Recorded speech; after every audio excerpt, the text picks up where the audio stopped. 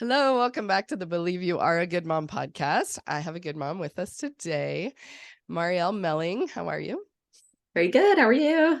Good. I know you're good because we've been chatting for a while. Yes. I already knew that. So, Marielle, will you introduce yourself? Of course. Yeah. So my name is Marielle Melling, and I have a degree in health education. Lucky to be mom of 5 incredible kiddos, and I'm the author of Peace Amidst the Mayhem and the founder of Lovin' Life with Littles. So I help parents simplify and bring more calm, confidence, and joy into their lives. I love it. Of course, I love it because I love to talk to people who are doing the same thing as me. So I love this idea of loving life with littles because I always wanted to be a mom. And now I have a house full of littles and I find myself just trying to get away from them all the time. And my husband is like, why do you keep needing to like get out of the house? I'm like, so part of it is I think accepting that, that of course I love my life and I am a person and need some alone time and things like that. So we'll dig into that. But first, also I wanted to just mention your book is called Peace Amidst the Mayhem. Yeah. And that is what I talk about all the time. Like there's mayhem swirling around us. Life with littles is mayhem. And we can, not that we're going to all the time, but we can feel peace amidst the chaos is usually what I say, I guess, chaos. Absolutely. So that's awesome. I can't wait to read your book. I just heard of it the other day. So I don't know where I've been. It's been out since 2019, right? Yes. Okay. So let's go back to that because I'm on this kick about alone time, me time. And people have always told me, like you need to wake up before your kids so that you can have some alone time. And I think I basically worshiped my sleep. I'm like, are you kidding me? But just in the last 6 months, I've started doing this and it's absolutely revolutionized my life. Yes. And so first I want to say to the people who are like, no, that's okay. Like there's times and seasons for everything. And when you're in the drowning season and you really like, especially with newborns and things like that, like sleep really is really important. We value sleep. Absolutely. But anyway, I'll let you talk. That wasn't really a question, but yeah. Oh, just I guess on that getting alone time. yeah. I call it personal quiet time, PQT. So and I think, like you were saying, there are going to be seasons where it happens in the morning, and there are going to be seasons. I remember one time basically being like, okay, everybody's telling me I should wake up early. Everybody's telling me I should wake up early, but I don't really want to wake up early, but maybe I should wake up early, doing that internal debate. And finally, like coming to so much peace about, no, you do not need to wake up early right now, but you still need to have your time. So whenever you find it, whether it's waking up early or first thing when the kids go down for a nap or have some independent playtime, whatever that is, I have found that when I have at least, I like to say aim for 20 minutes a day. Sometimes it's a little shorter, sometimes it's a little longer, but 20 minutes a day to really connect with what is important to you and to breathe deep and to just have that quiet time to really center and to figure out, okay, what is important to me? What am I learning right now? What do I want to learn more about? Some people like to meditate during that time, read scripture, pray, whatever it is that you need, but having a little bit of time to yourself that is quiet every day is incredibly powerful. Yeah. And what's the number one thing for self-care? Exercise. Exercise. Yes, exercise. Yeah. So I always say exercise is what we call a high bang for your buck self-care thing, because there are incredible benefits. I know that a lot of times we talk about weight loss and maintenance and things like that when we're talking about exercise, but far, far, far beyond all of that is our mental and emotional health benefits that come from exercise, from moving our bodies. We get all those great chemicals. We get long-term benefits for, all the different pieces, everything that's going on inside of us is benefited when we exercise. And it doesn't have to be alone even. Sometimes it is, right? But sometimes we're pushing the kids in the stroller, we're meeting a friend for a walk, or we're playing basketball or whatever it might be. So we can also bring in the social side of things, which is huge for self-care and really making connections and strengthening those things. So finding a way to move is huge. Yeah. Yeah, for sure. So tell us about what you do on Wednesdays on Instagram. Yeah. So Wednesdays on Instagram, thanks, Emily, I do what I call move and muse. And so I just get on there and when you watch me, you're like, that's not a workout. And no, it's not really a workout because I can't You're actually stay talking at the I same can't time. stay on the camera when I actually do my workout. So I usually will either work out before and then stretch out, or kind of warm up and then work out after. But we just move, and I just encourage people to move. And I know lots of people, listen while they're on a stroller walk or doing the dishes or whatever. And we muse, we just chat about different parenting and personal development topics. Yeah, it's super fun. I just binged a bunch before we got on here and learned a lot of things. So, and I love it that you're just there with your little hand weights and talking and doing that, because that's something I've started doing in the mornings, is just whatever I feel like doing, instead of like, we always feel like, and I know we've said this buzzword, like it's a red flag word for me every time I hear myself think should. Yeah. So we should do this and we should do that and should, right? So we should have a schedule and we should be doing things. But it's like, I just come downstairs and I'm like, what do I want to do right now? Like, what am I feeling? And so sometimes it'll be yoga, sometimes it'll be weights, sometimes it'll be scripture study, sometimes it'll be meditation. It's not like I have to do all these things every single day. It's just like, what do I want to do today? And letting myself have that flexibility is so liberating, instead of just being bogged down by the shoulds and the have tos and the supposed tos. Yeah. So when I hear a should, I like to stop and say, okay, what's the real answer? And it's either I will, or I won't, I want to, or I don't. Right? Because should is just sitting in a place of guilt. Yes. And where is that should coming from? So I like to just kind of, should is like you said, it's like a red flag. It's like, hey, pay attention. Why are you shoulding on yourself here? And how do you really feel about it? What's really the best for you and your family? Exactly. And just a quick hack, I like to change the shoulds to could. Oh, I could do that. Do I want to? No. Okay, I'm not going to. Yeah.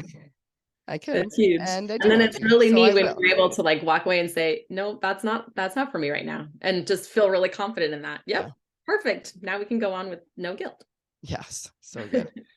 All right, cool. So another thing that I was learning about this morning in a move and muse from a while ago, though, is finding answers to your parental questions.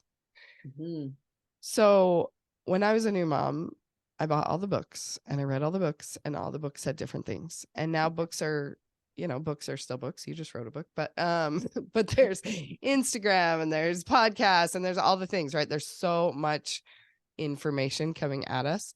Yeah. And what I use information for is to beat myself up that I'm not doing all those things, right? Because I should, right? Or historically, I kind of fell into that trap, right?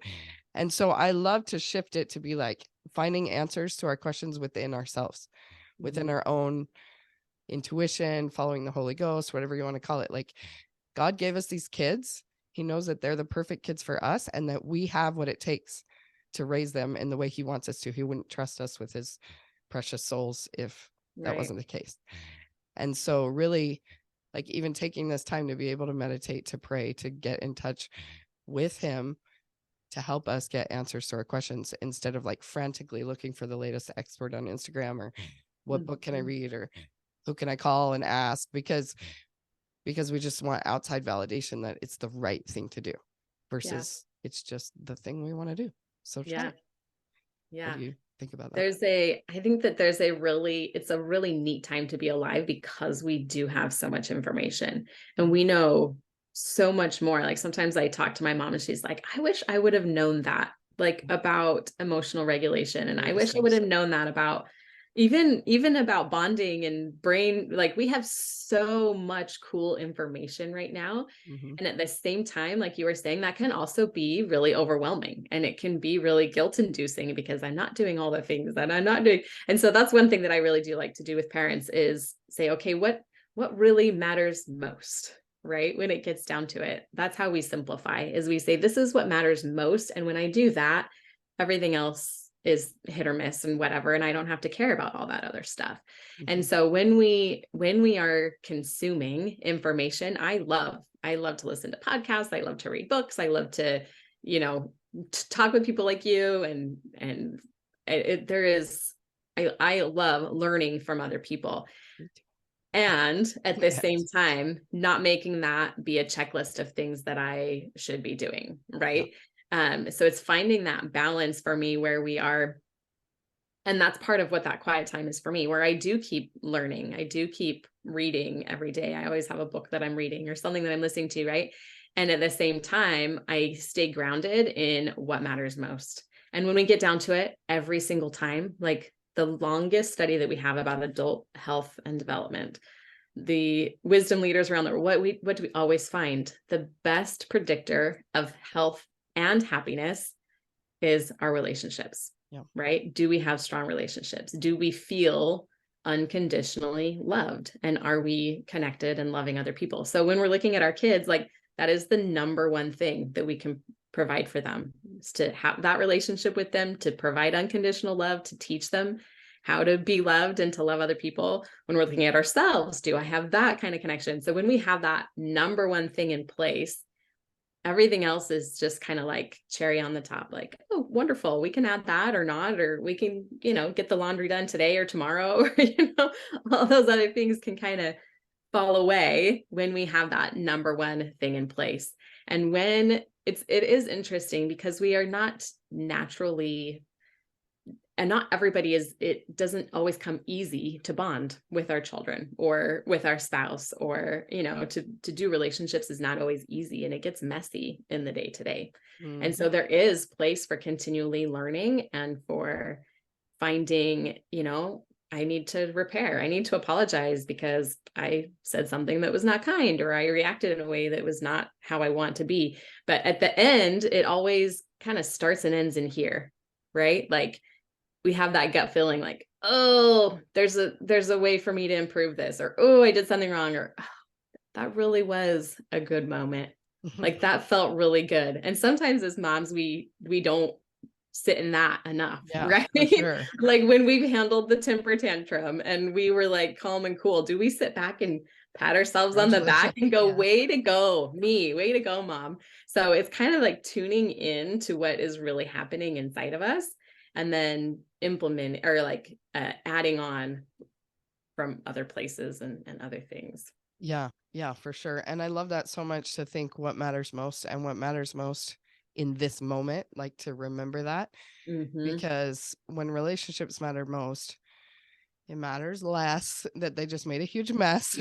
Yeah. Because I've noticed lately, like, okay, why am I so irritated, annoyed, frustrated? Like, what are my biggest triggers? It's always about mess, Yes. And so I'm like, what matters more, my child or the couch? Like, absolutely. Well, the child's washable. so I'm trying to protect the couch. But it's like, who cares in the end, Or if they're kicking the seat in the van, it's like, they really need to stop doing that because they're going to break the seat and then it's not safe. So safe is important. Right. But I'm like, but at what cost, right? At what cost are we keeping the couch clean? The cost is to the relationship, right? Or during COVID, when my son was doing virtual school, I reminded myself of this every day. I'm like, what's more important, that he sit in front of a screen, supposedly learning some math, or our relationship? Because the relationship was suffering big time. Yeah, it gets strained under those kinds of circumstances. Yeah. I have a little mindfulness technique, I guess you could call it, that I love to use throughout the day. And it's when I feel that frustration, or when I feel that irritated or losing patience, we know those moments. Sit back and take 3 deep breaths and just let yourself feel it. Right? Because we know studies show when we try to suppress what we're feeling or ignore it, it actually makes it worse. Yeah. So we just sit and feel and name it. Okay, I'm really frustrated right now because nobody's listening to me. I'm really irritated because the house is still a mess. I'm really overwhelmed because dinner was supposed to be on 45 minutes ago, whatever it is. 3 deep breaths, feel that feel, and then use what I call the BUT principle. My mom always used to say, BUT stands for bottom underlying truth.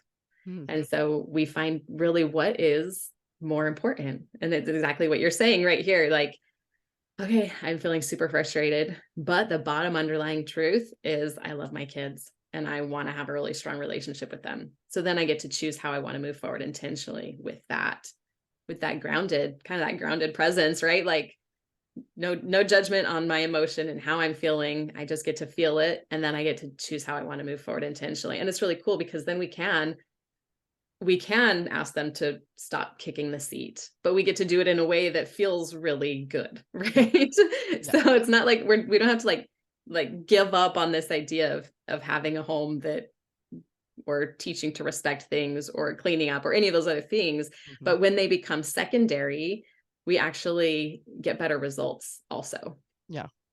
And if in a beautiful theory, we were, all peaceful and relaxed and fun, right? I always want to be fun. Yeah. Then we can clean up together or whatever, and then it actually builds the relationship instead of tearing it apart when I come down completely dysregulated, freaking out about the mess I just made and all the things. So, yeah. And when it gets down to it, when we're talking about, do they listen to us? The number one predictor of that is our relationship. Like, are we connected with them? That is at the end of the day, like consequences and bribes and all those kinds of things will work in the short term, but in the long term, really that relationship and that connection that they feel with the caregiver is what is going to motivate them to listen and to start to take in those values for themselves, right? Oh, I want to live in a clean space. I want to take care of my things. I want to be kind to my sibling. All of those kinds of values are born from that place of them feeling unconditionally loved, them respecting the caregiver because this person loves me and cares about me first and foremost. Yeah. That connection for cooperation, right? Yeah. And of course, all of these only work if the mom is regulated first, right? And so I love that piece about the emotional regulation, breathing, feeling the feelings instead of stuffing them, because that's what's making them explode. And all of that, of course, is what we do in coaching. Yep. Like regulate the mom first, and then you can do all the fun tips, tricks, tools, hacks, and things that you learned on Instagram. But if you are in a state, then none of those are going to happen, right? Yeah. I remember at one point in my parenting too, being like, because I've always been a pretty patient person. And I just remember thinking like, I don't want to just like act patient. I want to actually feel patient, right? Because there are times when you're just like inside, like, no. And really what it came down to is that like, we have these emotions that are telling us things. And what are they telling us? In the moment, they're telling us that that couch is more important than my kid. Okay, I get to listen to that. And then I get to decide, is that actually true? And when I come back to like, no, it's not actually true, that's when the emotion goes away. That's when I actually get to feel patient too, not just like pretend to be patient on the outside. Yeah, because we've received that message from the emotion instead of beating ourselves up for feeling irritated again. It's like, it's okay. It's just a feeling. Let's get the message so that the feeling's not like the nagging toddler. Exactly. Telling you over and over and over. So fun. Yeah. All right. Well, any more last nuggets of wisdom you want to share with us? Oh, I could talk all day with you, Emily. I know, right? This is my thing. But I have to go implement some of them now. I know. I guess last thoughts are to spend a little time in what's going well. Oh, good. A lot of times when we are surrounded by the chaos, it's really easy, and we are wired to recognize what's going wrong and the negative things and things like that. So to spend a little time, whether that's in your quiet time that we talked about every day, whether that's in your away time, or if that is in little practices that you pull in during the day, but to find time to be in that appreciation mode. What is going well? What am I doing well right now? What are my kids? Where are they thriving? Where are they flourishing? Spending time just appreciating my baby is this is the last year that my baby's home, and I am like dying, right? Because I've just loved having them home. But are we spending time just soaking up being together, right? Letting some of that other stuff go and just look in their eyeballs and listen to their stories, the same stories over and over and over, and the questions and all of those little things. Spend a little time in that place of appreciation, and it just brings everything up, because there are really a lot of good things. I know people who are listening to this podcast are already doing a lot of good things. Yes. That's so good. We have got to give equal airtime, right, to what's going right, instead of just letting our brains go wild with finding the problems or making problems where there aren't any, and all the things that we have to do. And a lot of that comes back to, like you said, the relationship with ourselves too. Yeah. So if we want to be present with our kids, if we want to help them, we want to care about them, we really do have to, make sure that we're not beating ourselves up, because our inner voices, what's coming out of our mouth too. Yes, absolutely.